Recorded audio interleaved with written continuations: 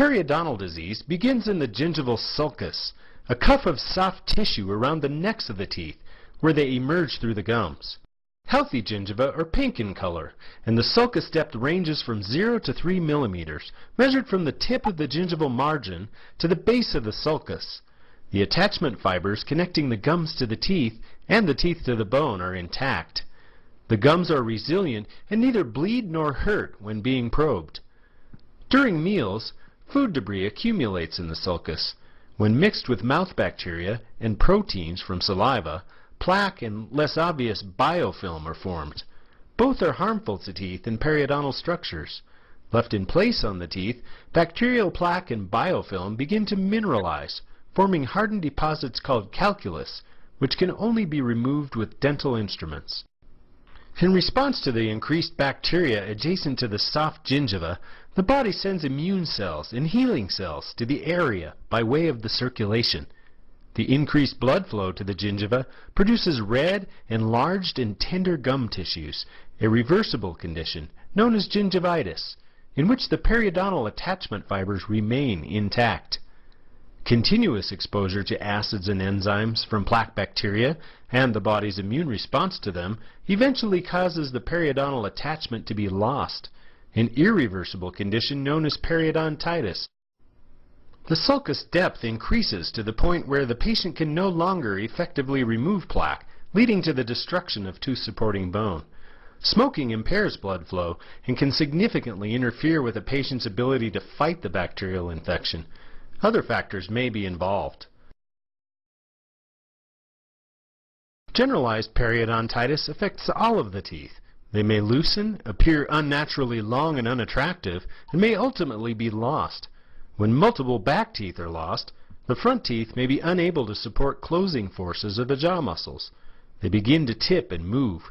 The cheeks begin to collapse inward where the back teeth are missing, and the lack of proper support for the jaw joints may cause them to ache, pop, and click. Periodontal bacteria can enter the body's circulatory system through leaky blood vessels. Once inside, the bacteria can lead to blood clots and inflamed vessels, which constrict in diameter, leading to strokes, heart disease, heart attacks, and poor circulation in the extremities.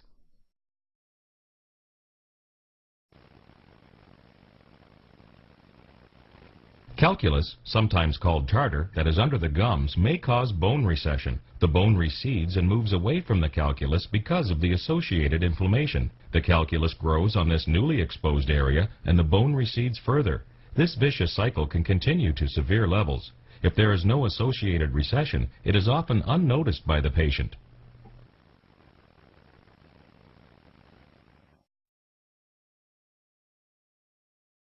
Periodontal disease is significant because it leads to the loss of teeth and tooth-supporting bone. It is pandemic, with some 75% of adults worldwide affected by the disease to some extent. However, its true significance lies in its ability to cause life-threatening illness. Studies reported in the international medical and dental literature have documented heart disease, heart attacks, poor circulation in the extremities, diabetes, stroke, and pregnancy complications, all of which have been attributed to periodontal disease. There are at least two mechanisms by which this is believed to occur, and the two are probably related. The first occurs when bacteria gain access to the body's circulatory system through leaky blood vessels, like those that are present in chronically inflamed gums.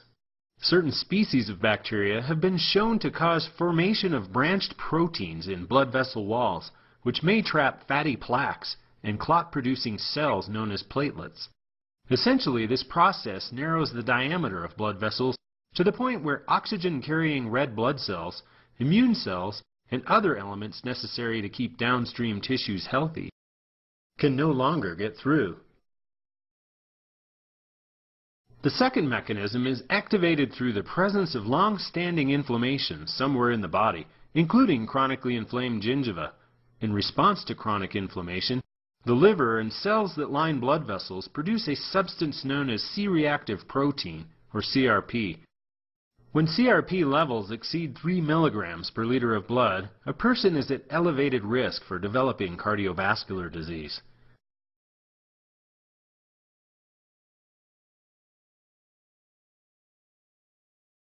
This is because C-reactive protein promotes blood clot formation, instability of fatty plaques in the arteries, which may break free and travel through the circulation to the heart or brain, and swelling of blood vessel walls, all of which reduces the flow of blood through the vessels.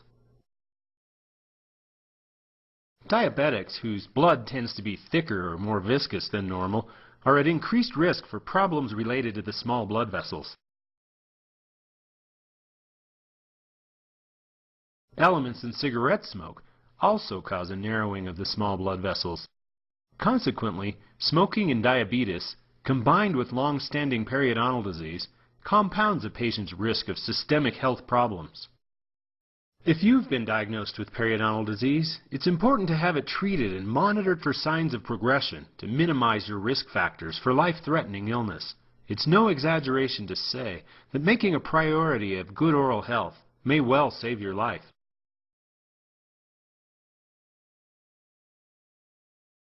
Effective cleaning along the gum line requires angling your toothbrush bristles to get them into the gingival sulcus, a cuff of tissue where the tooth emerges through the gums.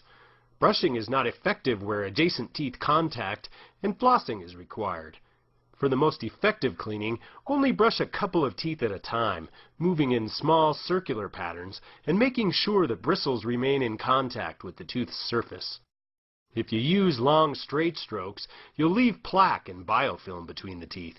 Allowed to accumulate, this will lead to tooth decay and gum disease. The black line shows the path a straight line brusher makes and the amount of plaque left behind. Effective brushing means pushing the bristles into the contact point. This means they'll wear out and need to be replaced in 2 to 3 months.